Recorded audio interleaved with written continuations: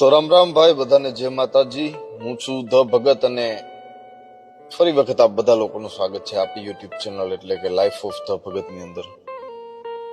તો ભાઈ બ્લોગ સિવાયનો આ વિડીયો ખાસ મારી પાસે અમુક એવો ટોપિક આવે ને તો જ હું બનાવું, મને યોગ્ય લાગે કે બનાવવો જરૂરી છે તો જ। હમણાં થોડા સમય પહેલાની વાત છે, મેં તમે બધાએ કદાચ સોશિયલ મીડિયામાં જોયું હશે કે ભાઈ એક રાજ્યની અંદર એક ખેડૂત પુત્ર છે, એ પોતાના પિતાને આપણા સાદા ખેડૂતના ડ્રેસમાં લઈ અને મોલમાં થિયેટરમાં ગયો અને જ્યાં અંદર એન્ટ્રી આપવાની ના પાડી દીધી મોલવાળા લોકોએ, ત્યાંના મેનેજમેન્ટે, કે ભાઈ તમારો પહેરવેશ સારો નથી અને તમને અંદર એન્ટ્રી ન મળી શકે।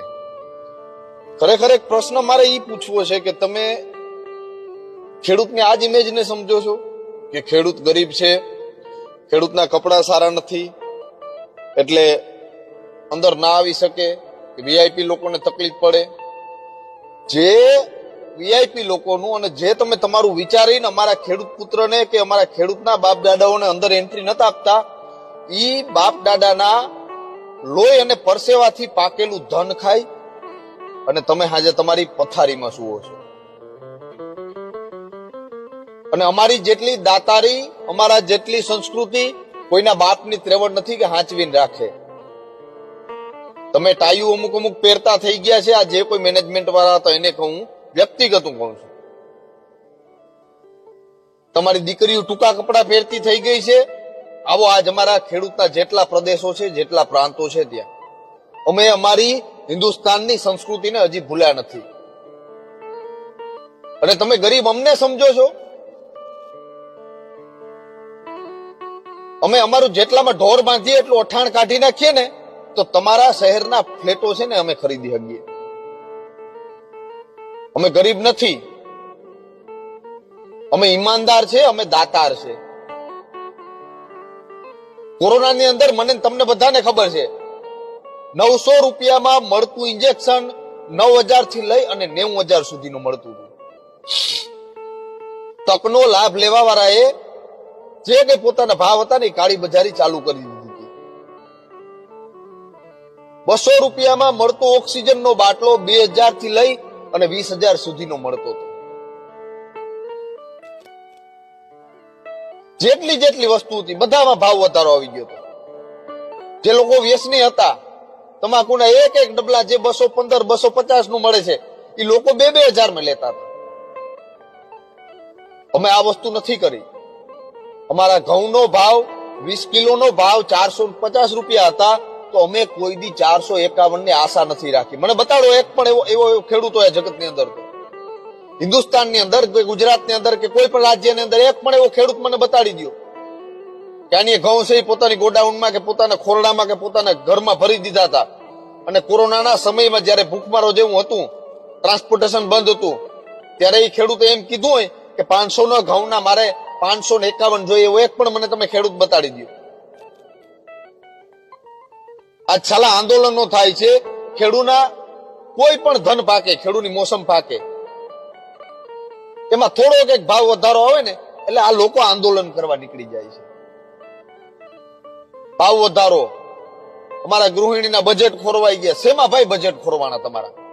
મને આ વાતનો ખાસ ખુલાસો આપજો, કોઈ પણ વ્યક્તિ હોય કોમેન્ટમાં મને આ વાતનો ખુલાસો આપજો।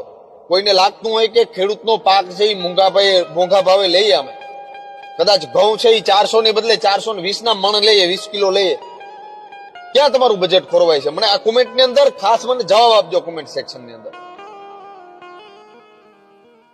599 રૂપિયાનો પીઝો એક જણાને માંડ થાય છે જમવાની અંદર પૂરો। એ પીઝો ખાવામાં કોઈનું બજેટ નથી ખોરવાતું ભાઈ। પણ તમારે બાજરો લેવો હોય, 1 કિલો બાજરો 50 રૂપિયાનો કદાચ આવતો હોય ને આખા ઘરનું પેટ ભરતો હોય, એ બાજરાના 50 વાળા 51 રૂપિયા થાય ને, જે 1 કિલો બાજરો આખા કુટુંબના આખા ઘરનું પેટ ભરતો હોય, એ બાજરામાં 50 ના 51 રૂપિયા થાય ને એટલે વાવટા ફરકાવીને લોકો બજારમાં નીકળી જાય છે કે અમારા બજેટ ખોરવાઈ ગયા છે। સારા સારા ફોર વ્હીલું, સારા સારા મોટરસાયકલો તમે વાપરો છો, તમને ખબર છે કે 25 ની એવરેજ જ આપવાનું છે, છતાંય તમે ઈ જ વાપરો છો. તમે 60 કે 70 ની એવરેજ આપતું વાહન નથી વાપરતા, ત્યાં તમારા બજેટ નથી ખોરવાતા. આ ખેડૂત છે એ જગતનો તાત છે. આ બિરુદ અમને એમને એમ નથી મળ્યું. કોકદી વિચારજો ખેડૂત વિશે. જય જવાન જય કિસાન નો નારો એમને એમ નથી લાગ્યો ભાઈ. અમે કઈ રીતના કમાઈએ છે, અમે કઈ રીતના અમારા પેટ ભરીએ છીએ ખેડૂતોને અમને ખબર છે. તમારા ઘરમાં એક વંદો કે એક જીવડો નીકળે ને, એક ગરોળી તમારા ઘરમાં હોય ને, તમે બહાર બેસો છો. અને અમે 15 વીઘા 30 વીઘા 50 વીઘા રાત્રે અમારી ટોર્ચ હાલતી હોય ન હાલતી હોય, લાઈટ હોય ન હોય, અમે સાપના માથા ખૂંદીએ છીએ, નદીઓમાં ઉતરીએ છીએ. અને જેને જેને લાગતું હોય કે મોસમ પકવી અને આ ઘરમાં નાખવી સહેલી છે, પૈસા કમાવા સહેલા છે, એ એકવાર કોઈ ખેડૂતને આંગણે જઈ અને આવી મોસમની અંદર ફક્ત 2 મહિના કાઢી આવજો. એક મોસમ તમે પકવી દેજો. હું ચેલેન્જ આપીને કહું છું, છાતી ઠોકીને કહું છું કે તમે ખેડૂતને જગતનો તાત માનતા થઈ જશો.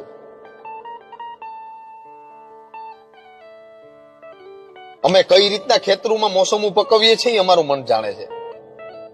લોકોને લાઈટ નથી મળતી. 2 દિવસથી ગરમીનો બફારો, એટલા દિવસથી ગરમીનો બફારો. પરિવારના 4 સભ્યોનું આ થયું લાઈટ ન હોવાના લીધે. અમે 20-25 વીઘામાં વાવેતર કર્યું હોય ને, અબજો કરોડો રોપડા એમાં છોડ ઉભા હોય છે લીલાછમ. અમારે જયારે લાઈટ નથી આવતી ને, અમારે એ છોડને જીવતા રાખવાના હોય છે.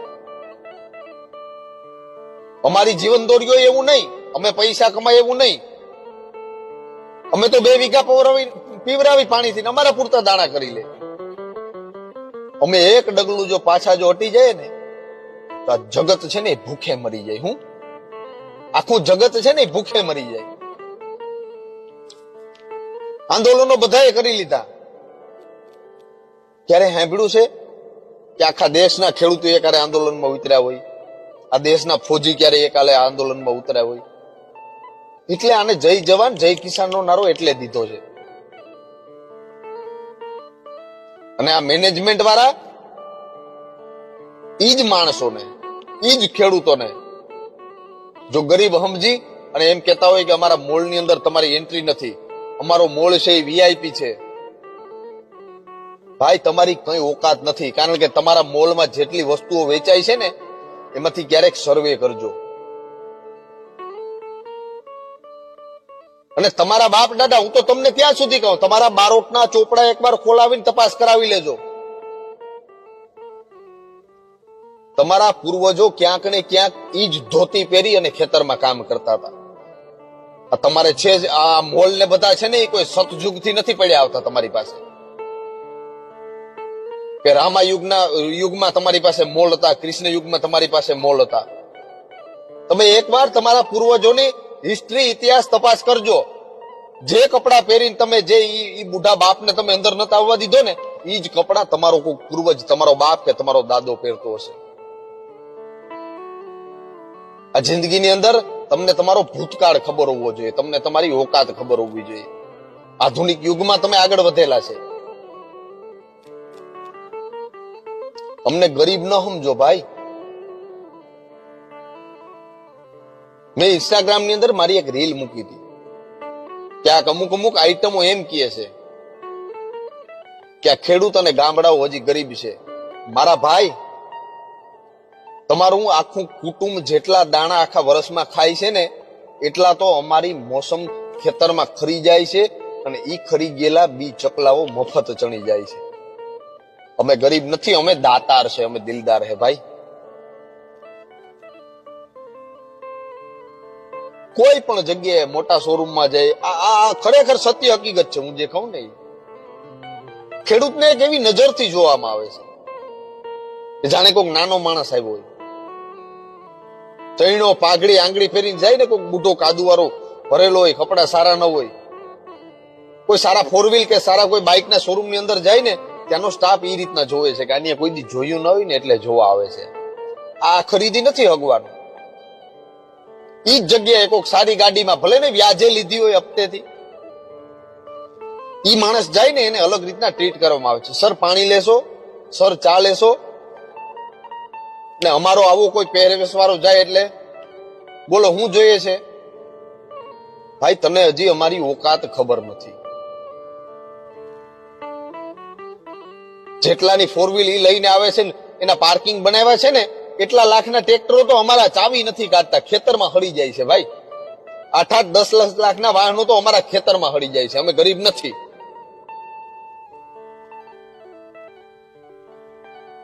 હજી સમય છે. આ જગતના તાતનું જેને બિરુદ મળ્યું ને એ માણસની ઇજ્જત કરી લેજો. ખાલી એટલું વિચારજો કે તમારા પેટમાં જે ધાન જાય છે ને, મોલમાં હજારો વસ્તુ મળે છે તમને, હાલો અબજોથી લઈને લાખોની વસ્તુ તમને મળે છે, પણ જયારે તમારું ફંડ છે એ ભૂખથી ભેરાઈને તમને ભૂખ લાગે ને ત્યારે તમે જેને જે માનતા હોય, પણ એ ખેડૂતના ખેતરમાં પાકેલું મુઠ્ઠી ધાન છે એ તમારા પેટમાં જાય ને તો જ તમને સંતોષ મળે ભાઈ. 500,000ની નોટું હોય, તમારી પાસે ક્રેડિટ કાર્ડ હોય, બેંકની પાસબુક હોય, કરોડો રૂપિયા હોય, ખવાતા નથી ભાઈ. ખાવા માટે તમારે અમારા હાથમાંથી જે ધાન પાકે છે ને એ અન્ન જ ખાવું પડે તમારે. એકવાર ખાલી ખેડૂતના દીકરા થઈ અને ખેડૂત માટે થઈ અને વિચાર કરજો. જાજી વાતો મારે તમને કેવી નથી. માણસ હશે ને તો એટલી વાતમાં સમજી જશે. બાકી જેને નથી જ સમજવું ભાઈ, એની માટે તો કદાચ આખો ગ્રંથ લખીએ ને તોય ટૂંકો પડે. જાજુ ન કહેતા ફરી વખત જગતના તાતના ચરણમાં વંદન અને બસ. જય માતાજી, જય વીર વછરાજ.